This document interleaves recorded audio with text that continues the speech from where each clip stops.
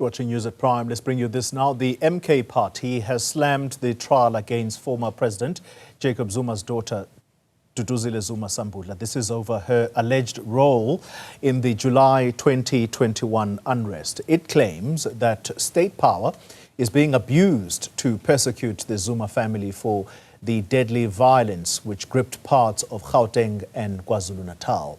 Let's speak now to the party's Mzwanele Manyi, who joins us from Johannesburg this evening. Mr. Manyi, good evening to you. Thank you very much for your time. Ms. Duduzile Zuma-Sambudla's innocence or guilt will finally be tested before a court of law. Why is that being viewed as persecution? Yeah, hi, Jacob. I hope my reception is not going to fail me. First, let's correct something. As you can see, I tried to make it easy for you to wear the foundation's regalia so that you don't confuse me with a big political brand. We are not politicians here in the foundation. We're just a foundation.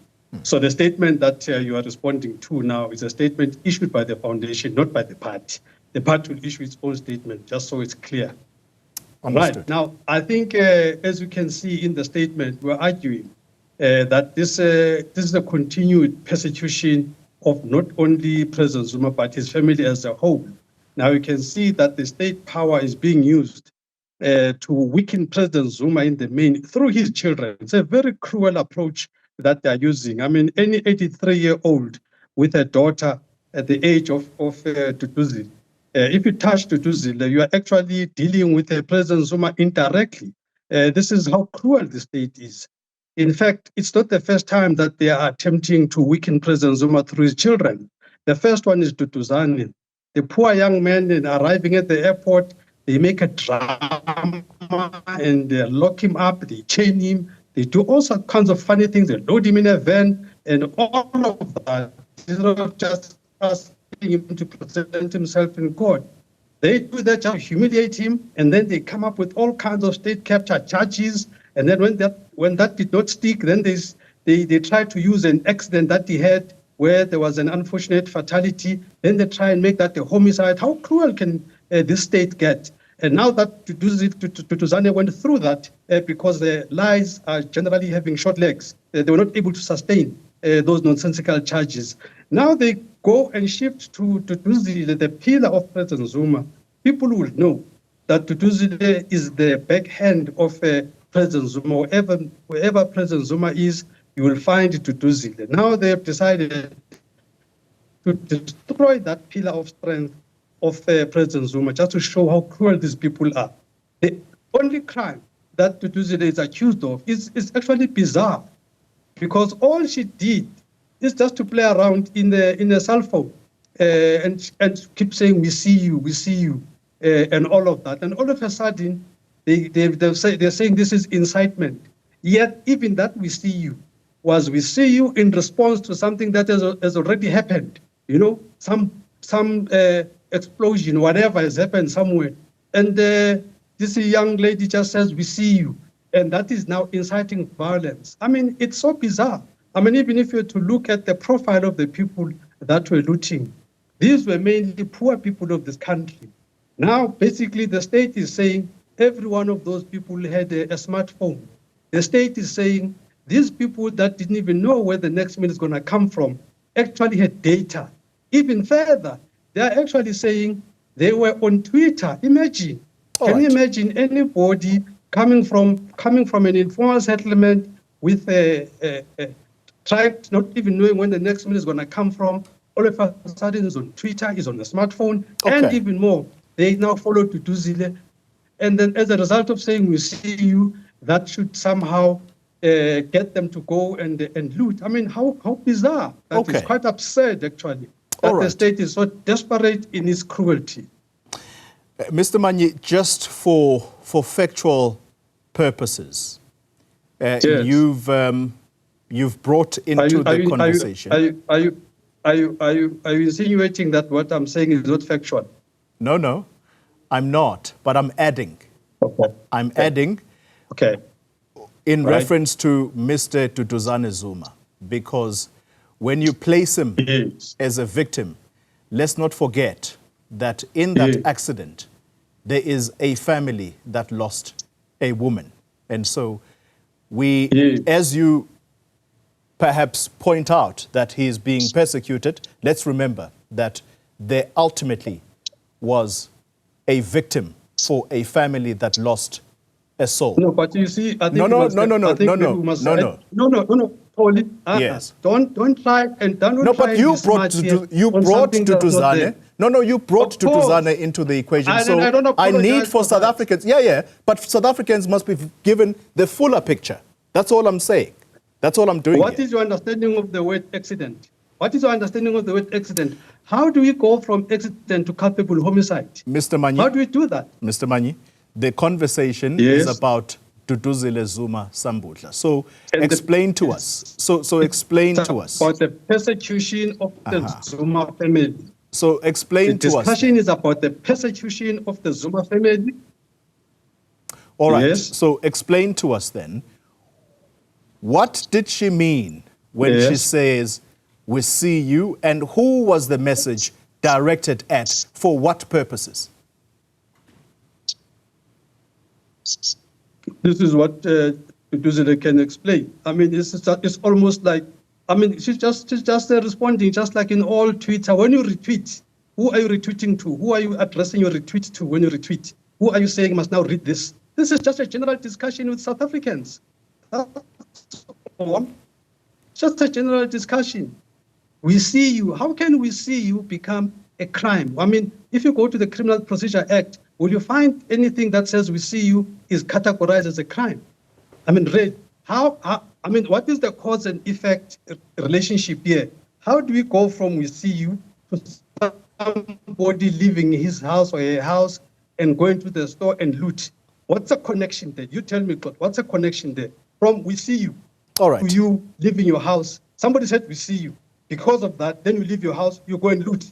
Look, I guess that is what is going to be tested in court, and the prosecutors are going to have to convince the court that what she was doing was, as they put it, to incite violence. I acknowledge, let me sway your mind to something else now. I acknowledge, first and foremost, that you're here in your capacity as the Zuma Foundation spokesperson. However, you are a member of the MK party, in fact, an MP at that.